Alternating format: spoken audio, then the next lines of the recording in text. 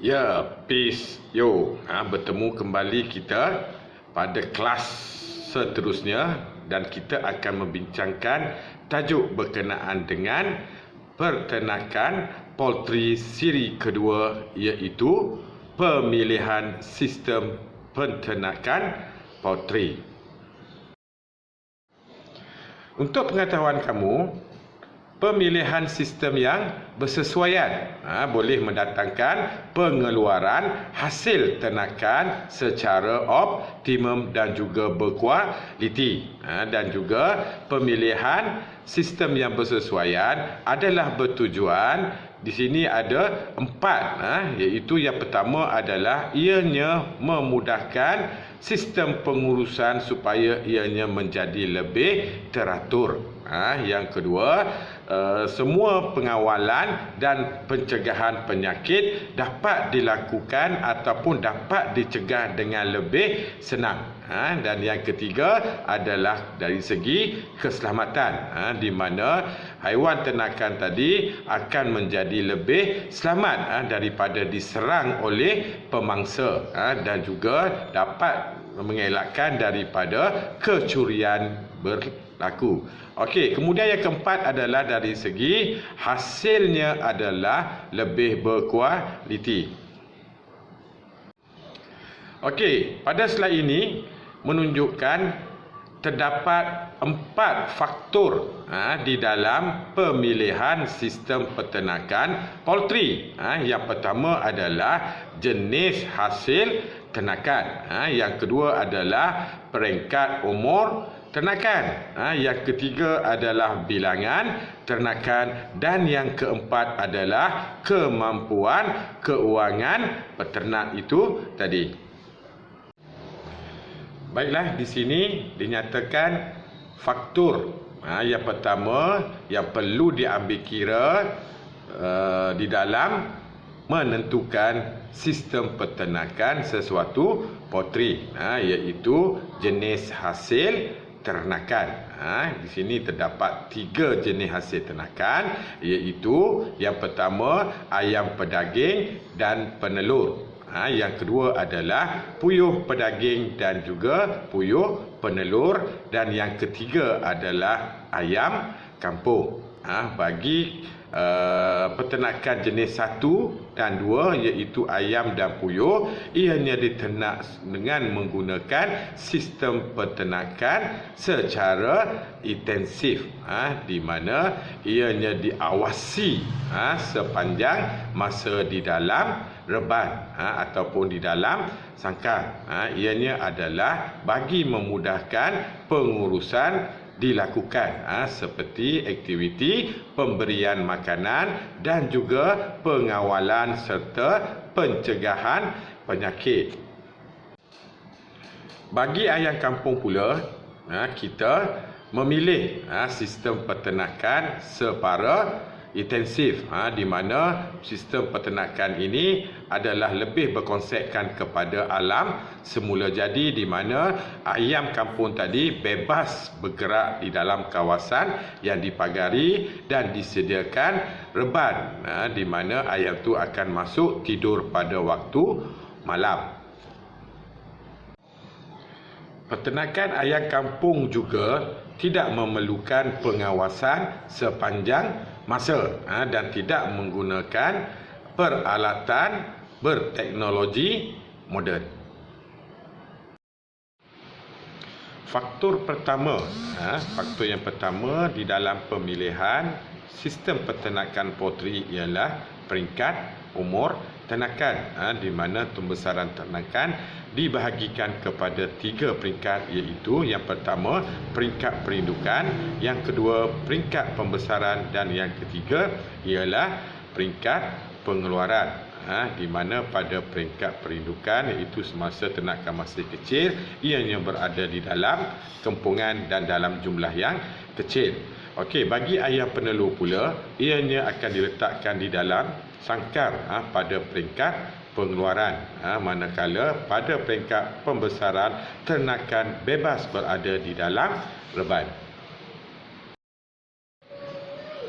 Baiklah, faktor yang kedua di dalam penentuan pemilihan sistem peternakan poultry ialah bilangan ternakan, di mana jumlah ternakan yang banyak memerlukan banyak pengawasan, keselamatan dan penjagaan yang rapi. Jadi untuk memudahkan ini semua, maka pemilihan peternakan secara intensif amatlah sesuai kerana ianya menggunakan teknologi moden dan tidak menggunakan ramai pekerja. Jadi pengawalan akan menjadi lebih minimum dengan kualiti akan menjadi yang terbaik. Faktor yang ketiga di dalam pemilihan sistem peternakan ialah kemampuan keuangan, di mana sekiranya kita memilih sistem peternakan secara intensif, ianya memerlukan modal yang tinggi pada peringkat permulaan bagi tujuan yang pertama untuk menyediakan perumahan ternakan, yang kedua menggunakan peralatan teknologi terkini ataupun teknologi moden, dan yang ketiga bagi memastikan sistem pengudaraan yang lebih selesa terhadap ternakan. Seterusnya, apakah keperluan peternakan poultry secara komersial? Ianya merujuk kepada keperluan yang pertama dari segi peralatan dan yang kedua adalah persekitaran di dalam reban. Ini adalah bertujuan untuk yang pertama bagi memudahkan pengurusan supaya ianya lebih teratur. Yang kedua adalah kawalan pencegahan dan juga penyakit dapat dipertingkatkan dengan lebih cekap. Yang ketiga adalah keselesaan ternakan akan terjamin, dan yang keempat hasil ternakan akan berkualiti. Okey, kita akan bincangkan satu persatu apakah peralatan yang ada pada sistem peternakan secara intensif.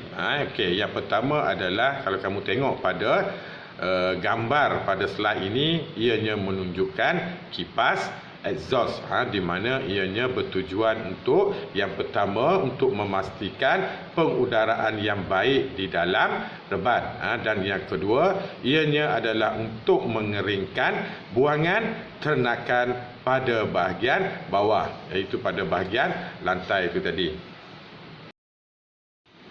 Okey, alat yang ditunjukkan pada gambar slide ini adalah alat pemanas. Jadi apakah tujuan alat pemanas ni? Jadi ianya adalah bertujuan untuk memastikan suhu yang sesuai di dalam reban.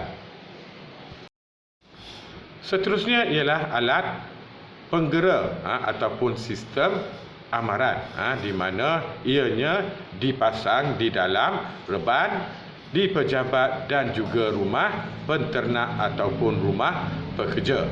Ianya memberi amaran kecemasan apabila berlakunya gangguan peralatan atau juga alatan tidak berfungsi. Gambar di bawah menunjukkan peralatan yang dinamakan penjana elektrik, di mana ianya adalah bertujuan membekalkan elektrik sekiranya bekalan utama terputus, di mana pemilihan penjana yang senyap penting supaya ianya tidak mengganggu ternakan. Okey, yang ni saya rasa semua daripada kamu pernah tengok dan kamu semua tahu apakah peralatan ini, kan? Ianya adalah jangka suhu ataupun ramai yang sebut termometer. Apa tujuannya, kan? Ianya adalah untuk mengukur suhu di dalam reban. Kemudian alat ini disambung terus kepada alat kawalan automatik. Okey, sebab apa?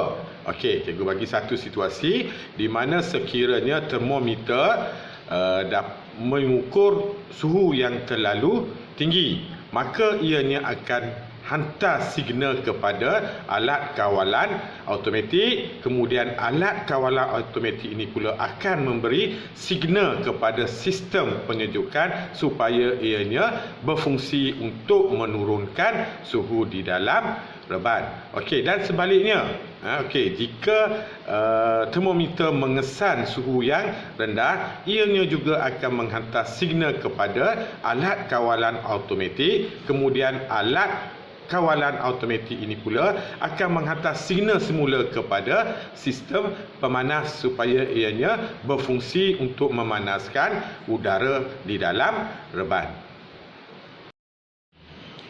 Okey, gambar yang seterusnya adalah alat yang dikenali sebagai pengukur kelembapan ataupun dikenali sebagai hygrometer.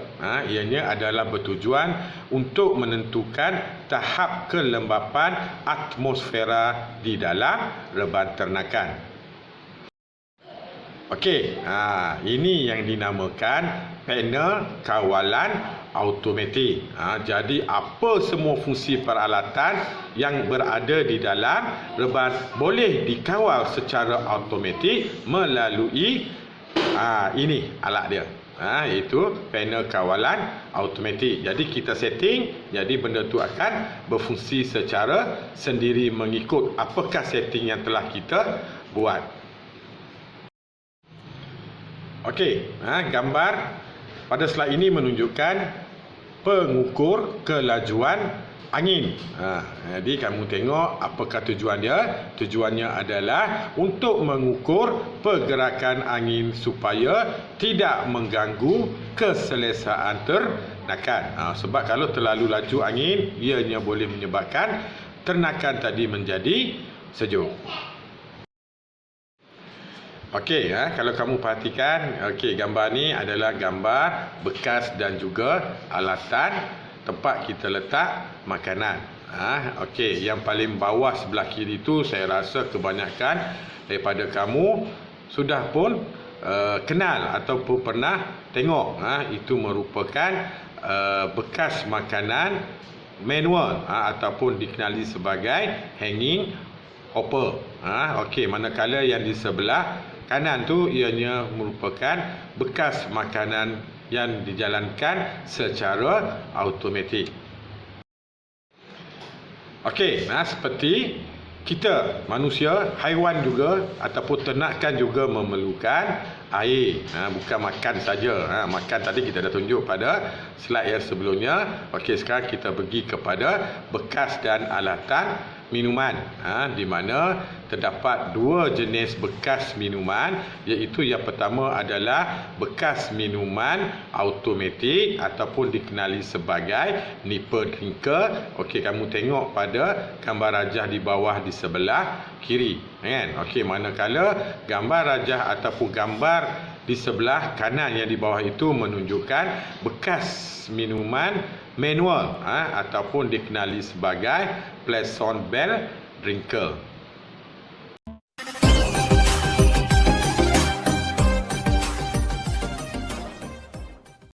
Okey, cantik.